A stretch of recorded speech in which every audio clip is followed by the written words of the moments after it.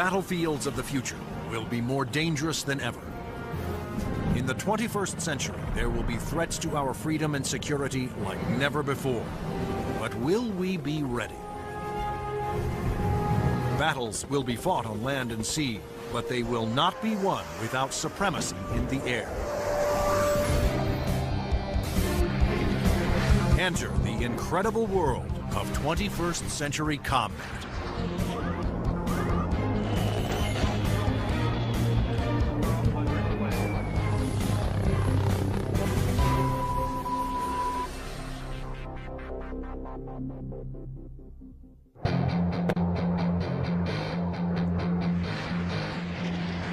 Air power is the dominant strategic force. It's air power that lets you influence events and respond to events quickly. It's air power that lets you fight a war without putting hundreds of thousands of people on the ground. To date, Air Force F-15s have won more than 150 dogfights against enemy fighters without a single loss. And the Navy F-18 Hornet is widely recognized as the world's best carrier-based fighter bomber. But in the future, neither the F-15 nor the F-18 will be able to survive against deadly enemy anti-aircraft missiles. Surface-to-air missiles, or SAMs, are going to represent the biggest threat. Those very formidable systems developed in Russia or China will have to be taken out of action very quickly in any future conflict. The fighter of the future will need to be stealthy to slip past enemy radar. It must be able to take out anti-aircraft installations. And it must out-dogfight any enemy fighters that get in the way.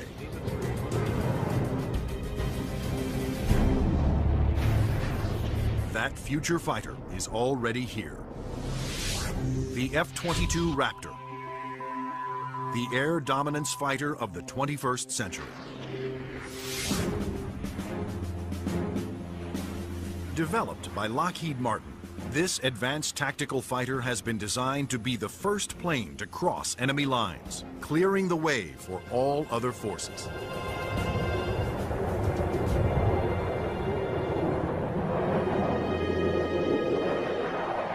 The F-22 is both an air-to-air fighter and an air-to-surface fighter, so it can drop precision weapons. That means it'll be able to go in early in a conflict, knock out all the air defenses that an enemy has, and also take out certain ground targets.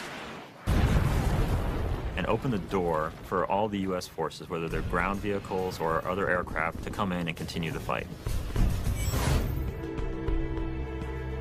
The development of the F-22 Raptor first began in 1985, when the Air Force requested proposals for an advanced tactical fighter jet to replace the F-15 air superiority fighter. Military planners feared that the F-15 would not be able to counter new air and ground threats on the horizon. The result was the creation of the F-22. The capability of the aircraft is a quantum leap above what exists right now, and it's going to take air power and revolutionize it into a whole new world. In the battles of the future, stealth will be critical for all new fighters to avoid being seen by enemy radar. Non-stealthy aircraft just will not survive in the air battles of tomorrow. Stealth technology was created to counter advances in radar. Radar works by sending out radio waves and measuring the amount reflected back to determine the distance, speed, and course of an object. But stealth aircraft are designed with surfaces that deflect radio waves away, making them nearly invisible to radar. The world's first stealth production aircraft was the F-117 Nighthawk. The reason that airplane is faceted is a limitation of the computer technology at the time. It's easier to model a finite number of flat surfaces than it is a bunch of curved surfaces. And while the aircraft was a breakthrough at the time, the facets limited the plane aerodynamically. But now, thanks to more powerful computers, engineers can design aircraft that do not have to sacrifice aerodynamics for stealth. The F/A-22's aerodynamic slickness allows it to have the lowest drag of almost any aircraft ever produced. The F-22's aerodynamic superiority, combined with its stealth and firepower, make it a far better adversary than any aircraft before it. The F-15, which the F-22 will replace, has been a very successful fighter, but it is not stealthy. The F-117, while stealthy, carries no air-to-air weapons and is not designed for air combat. It relies on stealth and mission planning to protect itself. But the F-22, on the other hand, is not only stealthy, but comes with a full complement of air-to-air and air-to-ground weapons. The primary armament is in weapons bays underneath the airplane, where we carry 6 medium-range radar-guided missiles. By carrying the weapons internally, it preserves the stealthy shape of the plane. For closer infighting, the F-22 has short-range missiles and guns. Behind these two doors right here is the side weapons bay.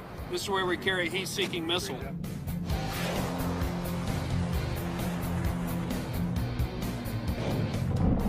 For close-in armament, the Raptor is equipped with the M61A2 cannon. The muzzle is hidden right behind this door right here. It's hidden because of the stealth characteristics of the airplane. Cannon carries 480 rounds and is capable of shooting 100 rounds a second. The F-22's advanced weapons systems will make it a formidable interceptor, as will its unique ability to find enemy aircraft without revealing its own position. When other planes use their radar, they become visible to every other radar system in the area. But that's not the case with the F-22. Perhaps the highest tech part of the airplane is the radome itself. Not only does the radome have to be stealthy, but it has to be able to transmit and receive its own radar signals. How the F-22 radar achieves that remarkable feat is classified.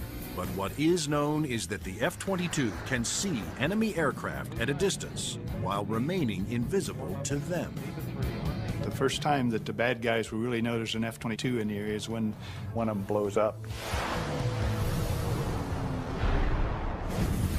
Along with its advanced radar system, the F-22 is the first fighter to have Super Cruise, the ability to travel faster than the speed of sound without using its afterburners. A jet's afterburners boost speed by pouring fuel directly into the hot blast of the engines, adding fiery extra thrust. But afterburners are also wasteful, consuming enormous amounts of fuel, dramatically affecting the range and duration of a plane's mission. But the F-22 doesn't have that problem. Without using afterburners, it can supercruise at an incredible 1.5 times the speed of sound, over 1,000 miles per hour. This is all about our pilots being able to go fast, minimize the amount of time they are exposed to any threat, do the mission that we've sent them to do, turn around and come home safely. The F-22 is presently the only fighter in the world with supercruise, but it wouldn't be possible without a very unique set of engines. The goals for Pratt & Whitney were to provide a transformational engine that the Air Force needed, one that was stealthy, maintainable, and fast. The F-119 PW-100 was developed by Pratt & Whitney after years of research. It sets the new standard for jet engines.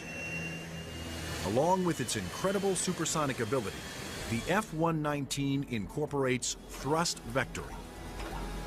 Here we are at the rear end of an F-A-22 Raptor. First thing you'll notice are the nozzles for the F-119 engines. In flight, during a maneuvering dogfight, they actually move up and down and vector the thrust of the engine to provide maneuverability. It helps us turn inside any foe, maneuver at low or high speeds to outmaneuver another airplane or potentially an enemy weapon that's headed towards us. The F-22's stealth, supercruise, and vector thrusting are impressive breakthroughs, but its most outstanding feature may be its ability to nearly fly itself through advanced computerized controls. It relieves the pilot of all the duties, gives the pilot total freedom to just look out engaged in the combat scenario. In addition to monitoring its own performance, the F-22 constantly gathers data on other aircraft in the combat area and presents the most important information to the pilot. We're going to have information passed to us from either unmanned vehicles or from off-board sensors so that we can integrate data and use that information for targeting. And it's the way that we are driving our forces in warfare. We are much more integrated with both other services and with other platforms, and the F-22 fits right into that concept. The F-22 Raptor's total package of avionics, stealth, supercruise, and thrust vectoring make it the most technologically advanced fighter today. I've never been in an airplane that accelerates as fast, that's as agile, the ability to turn very sharply, and it just brings a great combination of the speed, the stealth, and the avionics to the fight that nobody else is going to be able to touch. But there will be future competitors, like the Russian Sukhoi 37, which features thrust vectoring and a radical forward swept-wing design. And the fifth-generation MiG, the 1.22, which some have nicknamed the F-22ski. The Russians are still very active aircraft developers. They've got a variety of technologies that they're continuing to improve upon and that can be made available to our future enemies. And so that's why we have to stay on top of the technology that we are developing and make sure that it is able to take out anything that other countries develop. When you look at the adoption by China of the Su-27 and the fact that it'll probably be modernized and improved, that brings up the need for more advanced fighter aircraft in the US. And that's one of the main reasons, I think, why the Air Force is so insistent on the need to have the F-22. In addition to Russia, other U.S. allies are producing advanced interceptors for export that are superior to the F-15, such as Sweden's JAS-39 Gripen and France's new Rafale. Germany, Italy, and the UK have joined forces to create a Eurofighter, the Typhoon.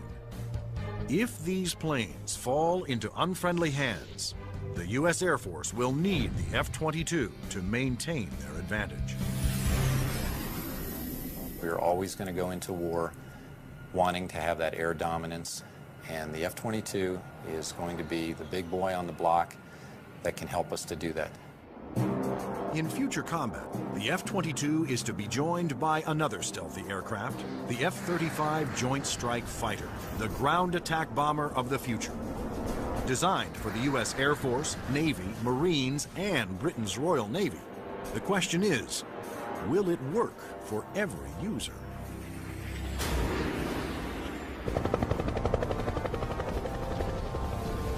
The rules of war have changed. Brute force has given way to high tech, and conventional weapons of the past will no longer be effective. In future battles, the F-22 will be the first fighter to cross enemy lines, surgically removing air and ground targets. Next in, the F-35 Joint Strike Fighter, the attack bomber of the future. It will assume the air-to-ground attack role for the U.S. military. The F-35 can carry heavy weapons externally for maximum effect. But when a smaller payload is carried internally, it is nearly as stealthy as the vaunted F-117 Nighthawk. It has a significant amount of stealth capability to allow it to be used early on in a campaign, and it has a significant amount of weapons carrying and payload capability to be used at the later stages of campaign. The threat to the airplanes may not be as significant and require less stealth. The development of the F-35 was driven by the Armed Forces' desire to save costs by creating a ground attack bomber that would meet the needs of the Air Force, Navy, Marines, and Britain's Royal Navy. Airplanes are becoming very expensive these days, and we had to do something to get the cost of these airplanes back down to a reasonable level. The F-35 is expected to cost about $40 million, one-third the cost of an F-22 Raptor. But could one basic airframe be designed to satisfy so many different military demands? Each armed service wanted a stealthy ground attack bomber, but the Marines also needed a plane with short takeoff and vertical landing capability.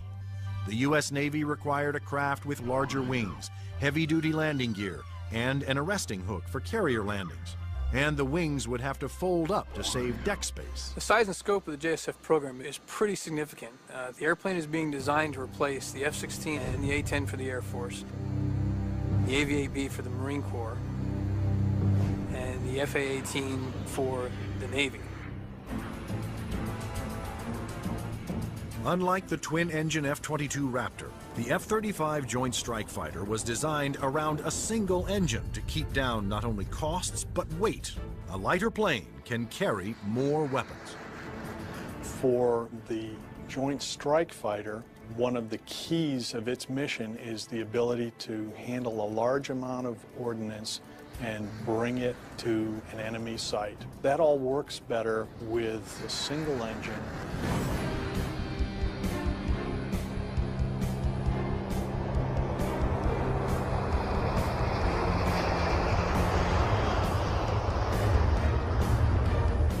The Air Force version of the Joint Strike Fighter, the F-35A, made its first flight attempt on October 24, 2000.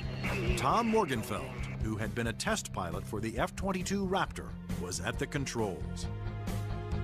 Well, a million things are going through your mind. Your eyes are everywhere, you're listening, you're watching. Your senses are tuned to an incredible level because you're sensing and feeling the airplane for the very first time. It flies wonderfully. It's definitely a pilot's airplane. The Air Force testing went smoothly. Next, a Navy version was built with heavy-duty landing gear and wider wings for the slow speeds needed to land on carriers. Navy test pilots flew touch and goes, demonstrating the F-35's ability to land within the space of a carrier's flight deck.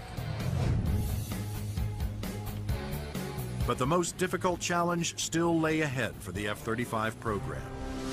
The Marine Corps needed a version that could perform short takeoffs and vertical landings, STOVL for short.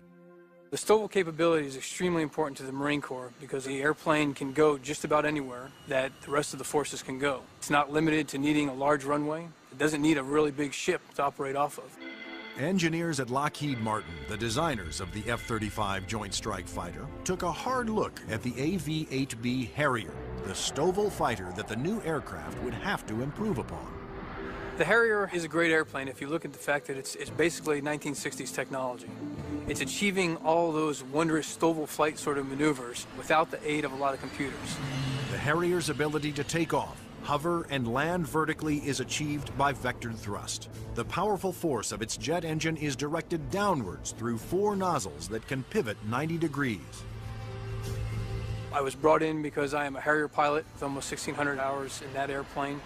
So all of the lessons learned I have from the Harrier airframe and operational experience I have, I was able to bring to the program and use those to help evaluate the X-35 STOVL version. For hovering, engineers gambled on a radical new system. They planned to supplement the vectored thrust method by harnessing the jet engine to a drive shaft that would power a fan to blast air downward. In 1991, we unveiled this shaft-driven lift fan system to the technical world. Some actually said, "You gotta be kidding me. Are you guys serious?" The lift fan required doors to open behind the pilot on the top and bottom of the plane to draw in more air. The fan would blast air down mid-ship, while the jet nozzle in back swiveled, blowing its powerful exhaust down to create a balanced lift force. The shaft-driven lift fan system allows you to harness a lot more energy out of what the engine is producing. But harnessing a jet engine to a drive shaft proved to be extremely difficult. The mechanical energy we were dealing with in the shaft-driven lift fan system was very large. We had 28,000 horsepower being transmitted from the drive shaft from the main engine to the lift fan. And that's similar to the power going through a U.S. naval destroyer. The lift fan's ability to blend large amounts of cool air with the hot jet exhaust provided another important benefit. One of the things we learned in JSF was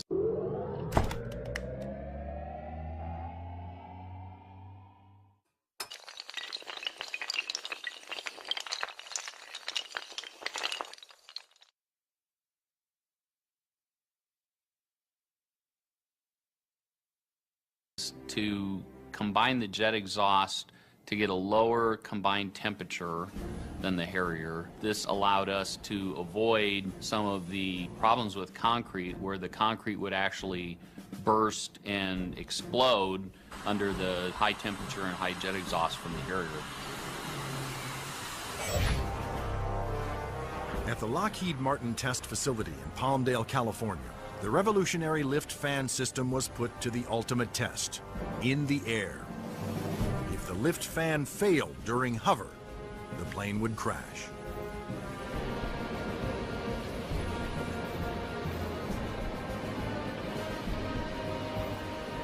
It made its first flight in 2001, and it was a complete success.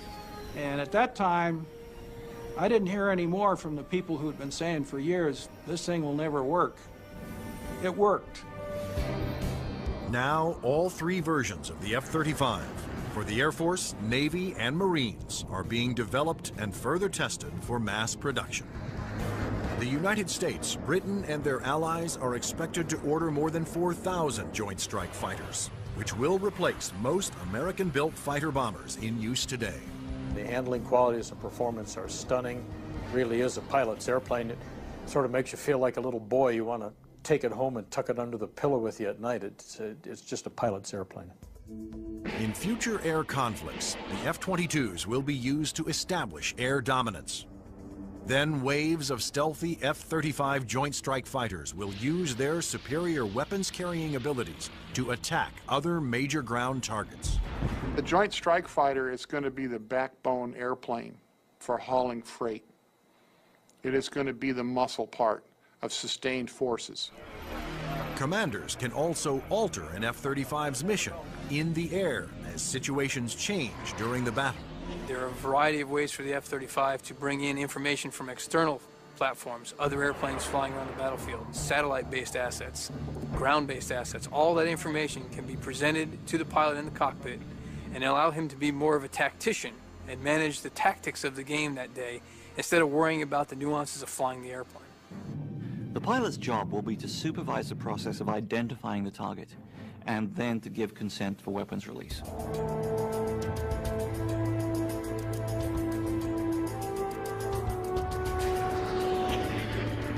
The Joint Strike Fighter will be able to carry a wide range of weapons, to include the heavier weapons such as the 2,000-pound bunker busters and 2,000-pound blast weapons. The Joint Strike Fighter's 1-ton bunker busters and blast bombs will be guided to their targets with pinpoint precision by JDAM tail kits. The Joint Direct Attack Munition, or JDAM, is a kit that can be put on any bomb to give it the brains to know where to go, and the movable tail fins to guide it there. JDAM is a guidance kit that came after Desert Storm. This little round piece on the side there is an inertial navigation clock. Now this clock, instead of measuring seconds, measures feet. If you take the unit and you tell it where it is right now electronically, and then you move it back a foot, or you move it up a foot, it measures every centimeter and every distance. The bomb knows the coordinates of where the airplane is, and it also knows the coordinates of where the target is. And when the weapon is released from the airplane, it simply flies from one set of coordinates to the other and does its thing when it gets there. Because a JDAM is directed by GPS, or Global Positioning Satellites, it can hit targets regardless of visibility. The way we use it is by employing it against targets that we cannot normally see visually, whether it is due to weather, smoke, haze, or just some sort of other thing that's obscuring the target.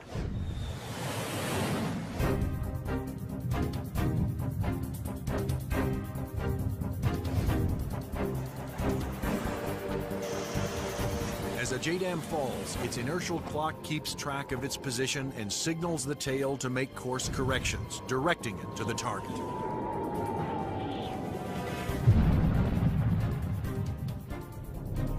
The accuracy of new weapons like JDAMs will reduce collateral damage.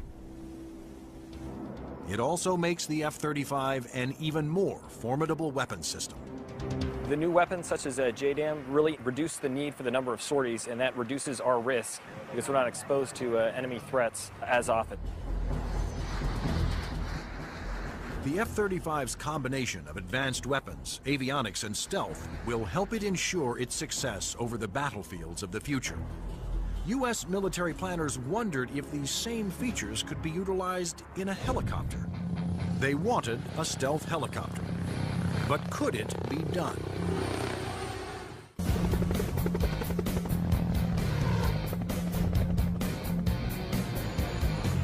Over the last 50 years, helicopters have evolved from slow-moving multi-purpose support vehicles to fast-moving frontline attack ships. But in the high-tech wars of the future, speed alone is not enough. Information is the key. There's three elements that are critical to warfare. The ability for you to know more than the enemy, the ability to maneuver quickly around an enemy and gather more information about them, and the ability to provide precision firepower at the enemy. In future conflicts, after the F-22 Raptors and the F-35 Joint Strike Fighters have cleared the way, surveillance and attack helicopters will support ground troops as they move in to secure the area. We like to be down low where the action is, and we like to be down low where the threat can't see us. But at such low altitudes, helicopters are vulnerable to a wide assortment of ground-to-air weapons. All the simple systems, the guns, unguided rockets, the surface-to-air missiles, it's got to deal with all of that, and it's got to deal all of it effectively. The Pentagon has responded with a two-pronged strategy to counter this threat: inexpensive, expendable unmanned helicopters and stealthy manned helicopters. Unmanned helicopters will be primarily used for surveillance and for gathering targeting information. Fire Scout, designed by Northrop Grumman, was specifically developed to take off and land on Navy ships.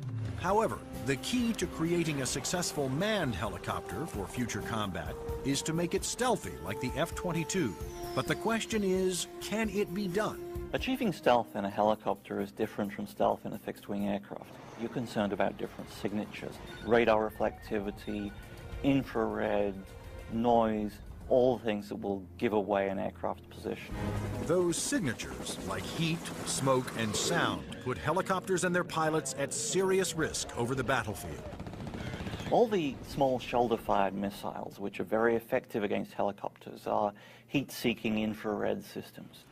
The challenge for engineers was to create a quiet helicopter with very few signatures and a small radar cross-section. And that's exactly what Sikorsky has done with the new RAH-66 Comanche. In the Comanche, with all the stealth capabilities, we can defeat the radar threat. We can defeat the guy with the shoulder-launched heat-seeking missile. And from the guy popping up in the tree, our agility defeats him. Our small size, our quiet acoustic signature defeats him. Often the first thing you hear from a helicopter is the sound of the wake from the main rotor hitting the wake from the tail rotor. In the Comanche, the fan tail is shrouded, so there is no interaction between the fan blade tips and the main rotor tips, and it's also canted slightly. And those all contribute to reducing the acoustic signature. Engineers also experimented with the main rotor to find a quieter design. If you look at a Comanche, it's got a 5-blade rotor, and what that does is it cuts down the normal chop, chop, chop sound from a helicopter into a more discreet whir that kind of blends into the background. Reducing the heat signature of a helicopter is also essential to making it more survivable. When you look at a Comanche, the first thing you ask yourself is, where's the exhaust? Where does all this hot air get out of the engine? The Comanche's exhaust actually escapes through the tail boom, where it is instantly dispersed by cool air from the rotor. That missile has to have something to home in on, and that's a heat signature.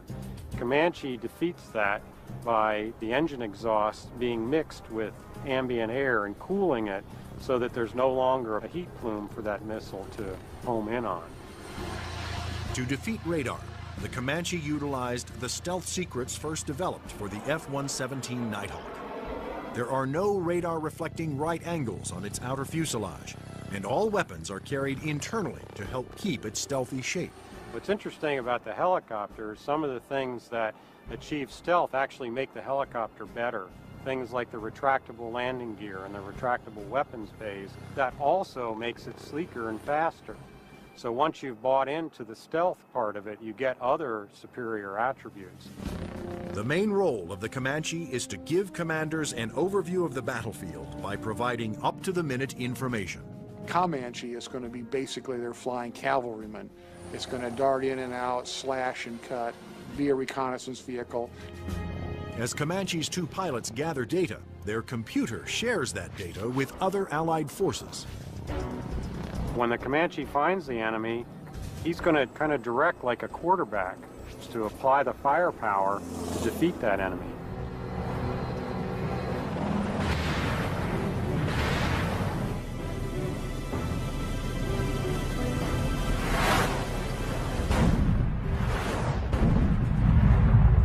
Engineering advances have also made the Comanche one of the easiest and most forgiving helicopters to fly. One thing that Comanche brings that other previous generation helicopters can't bring to the table is the pilot can maneuver the Comanche in virtually any axis without fear of exceeding any limits. Although it will be used primarily for reconnaissance, the Comanche will also be armed for self-defense. The Comanche is capable of carrying a wide array of weapons, all the way from guided missiles using a laser guidance system, heat-seeking missiles, which would be more of an air-to-air weapon, or unguided rockets, and also the latest Hellfire is pretty much a fire and forget. In addition, Comanche's pilots can ask Allied aircraft to fire missiles their way, and can then take over and guide those missiles to their targets.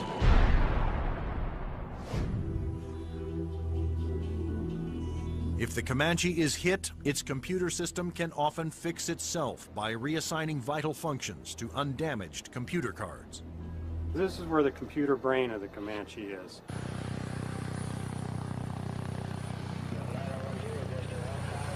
In support of its reconnaissance mission, Comanche can control as many as 5 unmanned aircraft. When the Comanche may be employed, it may have little vehicles that it launches out, so it has its own little eyes over the hill so it can see what's going on without putting itself at risk.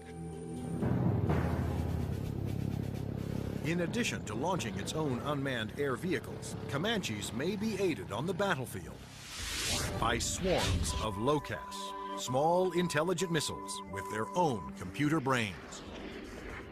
It's about 31 inches long, weighs a little over 100 pounds, carries a single warhead, has a laser radar. In other words, it has a scanning laser beam that generates pictures. The LOCAS also communicate with each other and cooperate in searches and attacks.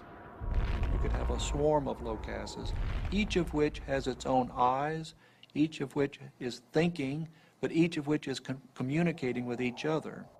Send that imagery back to the operators who could either use these as surveillance probes or, in fact, as weapons themselves. Weapons like LOCAS reflect the trend toward electronically linking all Allied forces and weapons so that information can be shared and used by all.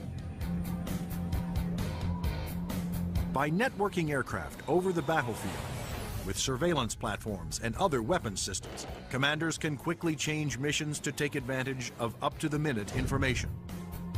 The key to the air battle of the future is not necessarily stealth, speed, or firepower. It's going to be information. Unmanned air vehicles, or UAVs, will provide a large part of that information while flying long-duration surveillance missions. So, will the Air Force of the future have no pilots? Since the very first use of airplanes in war, military planners have looked for ways to make aircraft more effective and more lethal. Once so secret their very existence was denied by the government, unmanned air combat vehicles, or UCAVs, are now poised to take the preeminent role in 21st century air combat.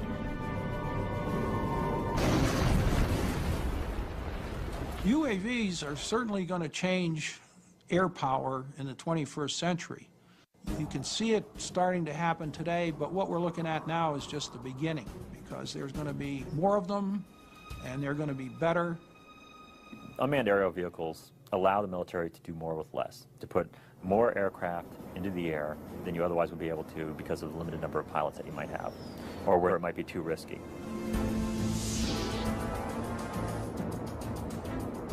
In the future, aircraft that have no pilots on board will carry out the most dangerous combat missions. Today, unmanned air vehicles, or UAVs, are already taking over the role of long-duration surveillance. UAVs don't have mothers. You lose a UAV in combat and nobody bats an eyelid. One of the earliest surveillance UAVs was the Predator. It was developed in the early 1990s. When you look at Predator, basically they start off as being long-endurance systems that can really persist over the battlefield. In Afghanistan, Predators provided critical real-time intelligence. And it was there that a Predator made an amazing transformation from surveillance to armed aerial attack. Fired a Hellfire missile, an Al-Qaeda convoy, and destroyed one of the vehicles in there. And at that point, it crossed the line from an unmanned aerial vehicle into an unmanned combat aerial vehicle. Today, the new Predator B can carry up to 10 Hellfire missiles. Of course, its primary mission is still what the military refers to as ISR, or Information, Surveillance, and Reconnaissance. It's basically a poor man's satellite. I mean, you can bring it in and let it dwell in an area. UAVs transmit important visual information to battlefield commanders via satellite or other data links. Once targets had been located, identified, and cataloged, these could be disseminated to other weapons or weapon systems. Reconnaissance UAVs have multiple ways of conducting surveillance. On clear days, they use specially stabilized optical lenses that can zoom to high magnification. At night, they use infrared, and under adverse conditions, they use synthetic aperture radar to pierce the thickest clouds, sandstorms, or oil field smoke. When the radar is reflected back, it can also be used to create a 3D image of objects. If the enemy chooses to use countermeasures or decoys or deception techniques, having to beat 3 systems is a lot harder than 1. The success of the Predator paved the way for the development of an even more advanced high-altitude jet-powered UAV by Northrop Grumman. It's called the Global Hawk, but unlike the Predator, it was designed to take off, fly its pre-programmed mission, and land all on its own, thanks to the GPS, or Global Positioning Satellite System. The Global Hawk is basically a much larger version of the Predator. It has higher altitude capabilities, increased payload. It can carry a lot more sensors, a lot more communication devices, and it can loiter over a battlefield for up to 35 hours. The Global Hawk can stay aloft for a day or more, providing constant near real-time video surveillance over an area the size of Illinois. Predator and Global Hawk give us an up-close view, which is something you can't get from a national asset, which would be a satellite type of thing. Though still in development, the Global Hawk had a dramatic impact during Operation Iraqi Freedom. A single prototype provided information to Allied forces on 55% of all time-sensitive targets, including mobile Scud missile launchers.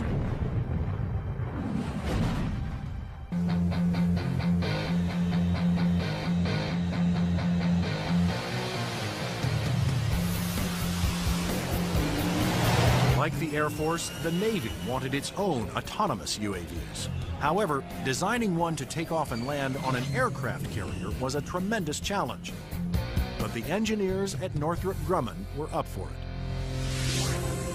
In the summer of 2000, they began working on the X-47 Pegasus.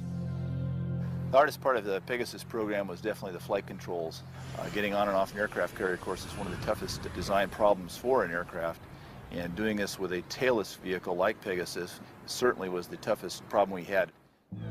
That problem was solved by using 6 innovative surfaces to make the plane climb, descend, and turn. This surface just rotates up the elevon, of course, both up and down, and then there's another inlay on the lower surface as well. The first flight of Pegasus, the demonstration was very, very successful. It lasted approximately 12 minutes. There was no human in the loop. But could Pegasus, without any human assistance, land within the tiny space between the arresting cables of an aircraft carrier? The engineers came up with an ingenious way to find out. And we actually glued a small paintball down under the bottom of the hook so we could get a clear touchdown point. That was quite an achievement that we're very proud of. The Navy will use its stealthy UAVs to get targeting information for its guns, missiles, and fighter aircraft. The initial focus has been on information, surveillance, and reconnaissance to provide targeting information to the Navy's strike packages.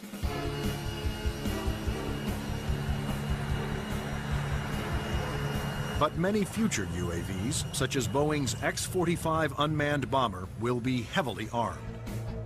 Although flying pre-programmed missions, armed UAVs will still need human permission to fire.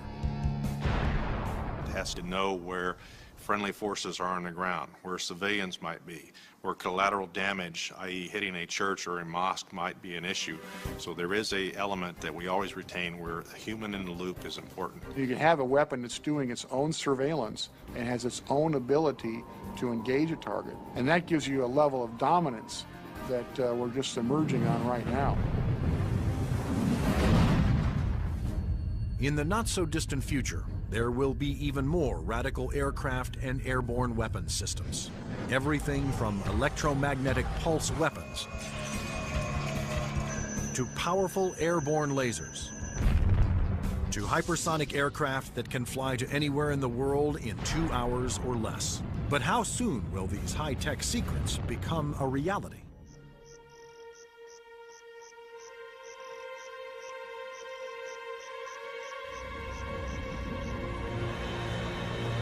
The enigmatic F-117 stealth jet flew in secret for 10 years before its existence was revealed to the public. Some of the unclassified projects that are acknowledged by the Pentagon seem more like science fiction than reality. The military is designing a weapons system designed to neutralize an enemy encampment or factory without destroying it and scattering nuclear, biological, or chemical materials. Electromagnetic pulse, or EMP weapons, will blast a highly concentrated magnetic field towards its target, overloading and destroying any electrical components. The small electromagnetic pulse weapons offer some pretty startling capabilities. You can essentially completely destroy an enemy's electronic infrastructure in a very precise way. You can fly over a small facility, only a couple of acres, fire it, and suddenly none of their computers work, none of their weapons work, none of their electronics at all will work. Researchers are also experimenting with an airborne chemical laser. An entire aircraft has been turned into a chemical energy plant that points that laser at a target and burns through missiles. This aircraft will fly at higher altitudes and will primarily be used for Scuds or for ballistic targets that would be fired from one country to another.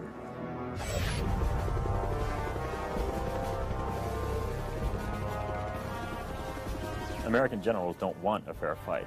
They want their equipment to be the absolute best in the world so that whatever they come up against, they can defeat it quickly and efficiently. The battlefield of the future will continue to be a dangerous place. But military planners believe that the key to maintaining the security of the United States is to develop the weapons systems of tomorrow, today.